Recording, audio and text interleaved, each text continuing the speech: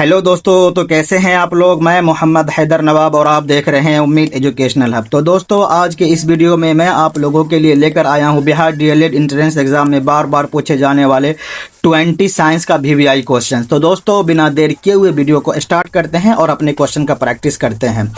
तो दोस्तों, अपने साथ आप लोग एक कॉपी और पेन ले लीजिए ताकि काउंटिंग कर सके आपका कितना क्वेश्चन सही हुआ और कितना क्वेश्चन गलत हुआ। तो दोस्तों, वीडियो को स्टार्ट करते हैं। दोस्तों चलिए एक नंबर क्वेश्चन पे चलते हैं। एक नंबर क्वेश्चन में क्या कह रहा है, एथेनोइक अम्ल का जलीय विलयन कहलाता है। क्या कहलाता है? सिरका कहलाता है, टोलेंस रिएजेंट कहलाता है, फैलिंग विलयन कहलाता है, इनमें से कोई नहीं। तो दोस्तों, इसका राइट आंसर क्या हो जाएगा? तो इसका राइट आंसर हो जाएगा सिरका कहलाता है। चलिए 2 नंबर क्वेश्चन पे चलते हैं। 2 नंबर क्वेश्चन में क्या कह रहा है, मेंडलीव के समय ज्ञात तत्वों की संख्या क्या थी। यानी कि मेंडलीव जब अपना सिद्धांत दिया था उस वक्त जो पीरियोडिक टेबल में तत्वों की संख्या थी कितनी थी? अभी तो 118 है, उस वक्त कितनी थी बताइए दोस्तों। 63 थी, 65 थी, 62 थी, 64 थी। तो इसका राइट आंसर क्या हो जाएगा दोस्तों? तो इसका राइट आंसर हो जाएगा 63 थी। तो दोस्तों चलिए 3 नंबर क्वेश्चन पे चलते हैं। 3 नंबर क्वेश्चन में क्या कह रहा है, विद्युत परिपथ में दो बिंदुओं के बीच विभवांतर मापने के लिए प्रयुक्त होता है। किस चीज का प्रयुक्त होता है बताइए दोस्तों। फलन कुंजी का, गैल्वेनोमीटर का, वोल्ट मीटर का, एमीटर का। तो दोस्तों बताइए इसका राइट आंसर क्या हो जाएगा? तो इसका राइट आंसर हो जाएगा वोल्ट मीटर का। और उसके बाद विद्युत धारा को मापने के लिए हम किस चीज़ का प्रयोग करते हैं? तो ये हो जाएगा एम मीटर का। चलिए तो दोस्तों चलिए 4 नंबर क्वेश्चन पे चलते हैं। 4 नंबर क्वेश्चन में क्या कह रहा है, पदार्थ की अवस्थाएं हैं। यानी कि पदार्थ कौन कौन से अवस्थाएं पाए जाते हैं? मिट्टी, द्रव, गैस, ठोस, द्रव, गैस, मिट्टी, गैस, बर्फ, ठोस, बर्फ, गैस। तो दोस्तों इसका राइट आंसर क्या हो जाएगा? ठोस, द्रव, गैस। यानी कि पदार्थ जो होते हैं वो 3 अवस्थाएं पाई जाती है, ठोस में, द्रव में और गैस में। ठोस में क्या पाया जाता है? तो पत्थर। द्रव में क्या पाया जाता है? तो पानी वगैरह हो गया। और उसके बाद गैस में क्या? हवा वगैरह हो गया। तो चलिए, तो इसका राइट आंसर क्या हो जाएगा? B number. तो दोस्तों चलिए 5 नंबर क्वेश्चन पर चलते हैं। 5 नंबर क्वेश्चन में क्या कह रहा है, निम्नलिखित में से कौन F2 पीढ़ी में लक्षण रूपी एक संकरण का अनुपात होगा। यानी कि ये क्वेश्चन ये कहना चाह रहा है F2 पीढ़ी में जो रिजल्ट आएगा उसमें कितने पौधे लंबे बनेंगे, कितने पौधे बौने बनेंगे, तो उसका रेशियो क्या होगा। तो दोस्तों बताइए, 3:1, 1:3, 1:2, 2:2। तो इसका राइट आंसर क्या हो जाएगा? 3:1। यानी कि इसमें से ये F2 पीढ़ी में जो रिजल्ट आएगा इसमें तीन पौधे ऐसे होंगे जो लंबे बनेंगे और एक पौधे ऐसे होंगे जो बौने बनेंगे। तो इसका राइट आंसर क्या हो जाएगा? 3:1।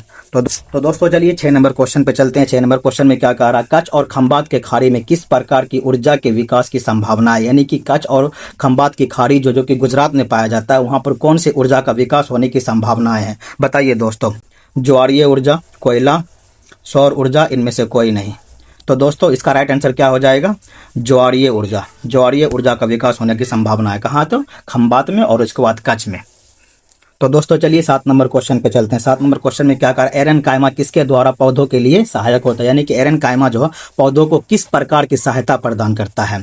तो दोस्तों बताइए, पौधों को यांत्रिक शक्ति देता है, पौधों को लचीलापन देना, प्रकाश संश्लेषण को बढ़ावा देना, हाइड्रोफाइटस में उत्प्लावन प्रदान करना। तो दोस्तों इसका राइट आंसर क्या हो जाएगा? तो इसका राइट आंसर हो जाएगा हाइड्रोफाइटस। हाइड्रोफाइटस में उत्प्लावन प्रदान करना। तो इसका राइट आंसर क्या हो जाएगा? D number. चलिए तो दोस्तों चलिए 8 नंबर क्वेश्चन पे चलते हैं। 8 नंबर क्वेश्चन में क्या कह रहा है, निम्नलिखित में कौन पारा का अयस्क है। तो बताइए दोस्तों, सिनेबार है, सोल्डर है, ब्रास है, अमलगम है। तो दोस्तों इसका राइट आंसर क्या हो जाएगा? Cinnabar.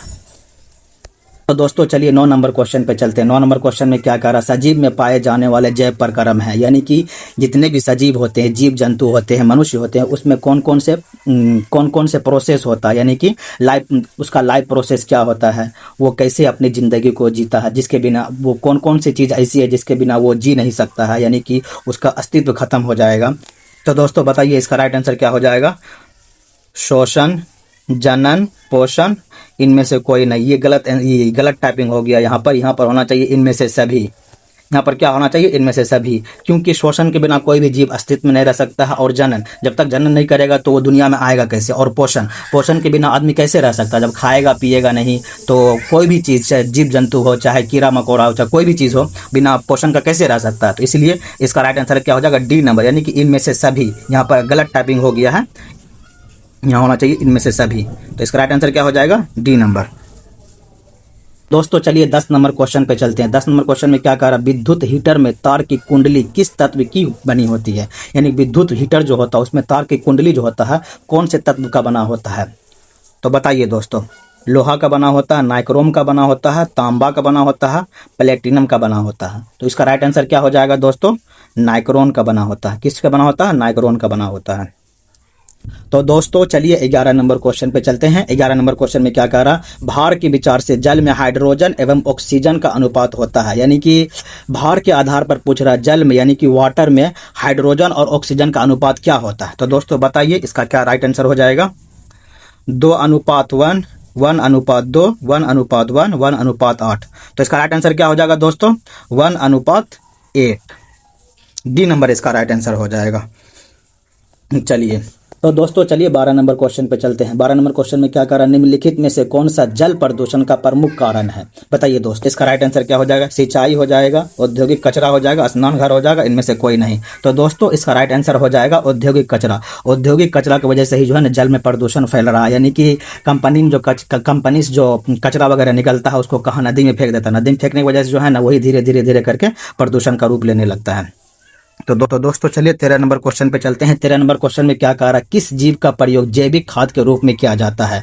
Azolla, spirogyra, cassia, E coli. तो इसका राइट आंसर क्या हो जाएगा, अजोला। अजोला का इस्तेमाल हम किस चीज़ के लिए करते हैं, जैविक खाद के रूप में करते हैं। और अजोला का इस्तेमाल जो है ना पशु आहार के रूप में भी करते हैं, क्योंकि अजोला में 25% से लेकर के 30% तक का प्रोटीन पाया जाता है।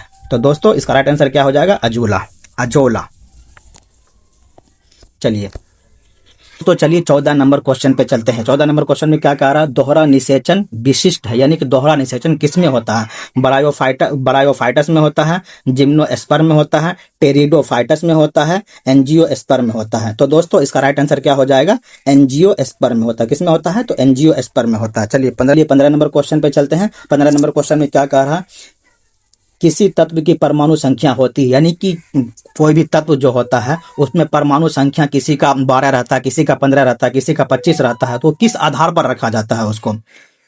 तो बताइए दोस्तों इसका राइट आंसर क्या हो जाएगा, इलेक्ट्रॉन तथा प्रोटॉन की संख्या, इलेक्ट्रॉन की संख्या, प्रोटॉन की संख्या, न्यूट्रॉन की संख्या। तो दोस्तों इसका राइट आंसर क्या हो जाएगा, प्रोटॉन की संख्या। और प्रोटॉन कहाँ होती है, तो नाभिक में होती है। और इलेक्ट्रॉन कहाँ होता है, तो इलेक्ट्रॉन जो है ना नाभिक के चारों ओर चक्कर लगाते रहता है।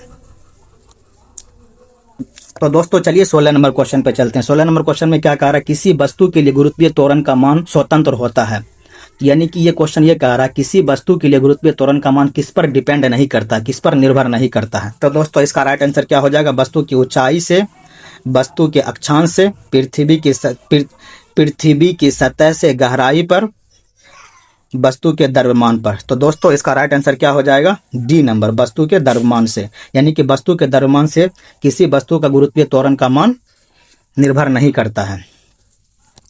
तो दोस्तों चलिए 17 नंबर क्वेश्चन पे चलते हैं। 17 नंबर क्वेश्चन में क्या कह रहा, अंगूर में कौन सा अम्ल सबसे प्रचुर मात्रा में पाया जाता है। यानी कि अंगूर में कौन सा अम्ल है जो बहुत अधिक मात्रा में पाया जाता है, बहुत ही ज्यादा मात्रा में पाया जाता है। तो दोस्तों बताइए इसका राइट आंसर क्या हो जाएगा, ऑक्जेलिक अम्ल, टार्टरिक अम्ल, सल्फ्यूरिक अम्ल, मौलिक अम्ल। तो इसका राइट आंसर क्या हो जाएगा, टार्टरिक अम्ल। टार्टरिक अम्ल अंगूर में सबसे अधिक मात्रा में पाया जाता है। तो दोस्तों चलिए 18 नंबर क्वेश्चन पे चलते हैं। 18 नंबर क्वेश्चन में क्या कह रहा है, गोल्गी निकाय स्थानिक रूप से किससे संबंधित है। तो दोस्तों बताइए इसका राइट आंसर क्या हो जाएगा, ईआर से संबंधित है, ईआर से संबंधित है, माइटोकॉन्ड्रिया संबंधित है, प्लाज्मा झिल्ली संबंधित है, राइबोसोम संबंधित है, राइबोसोम से संबंधित है। तो दोस्तों इसका राइट आंसर क्या हो जाएगा, ईआर से संबंधित है। तो दोस्तों चलिए 19 नंबर क्वेश्चन पे चलते हैं। 19 नंबर क्वेश्चन में क्या कह रहा, ट्रिटियम निम्नलिखित में से किसका समस्थानिक है। बताइए दोस्तों, कार्बन का है, हाइड्रोजन का है, यूरेनियम का है, ऑक्सीजन का है। तो इसका राइट आंसर क्या हो जाएगा, हाइड्रोजन। और हाइड्रोजन का दो अन्य समस्थानिक और होता है, एक होता है प्रोटियम, एक होता है ड्यूटेरियम।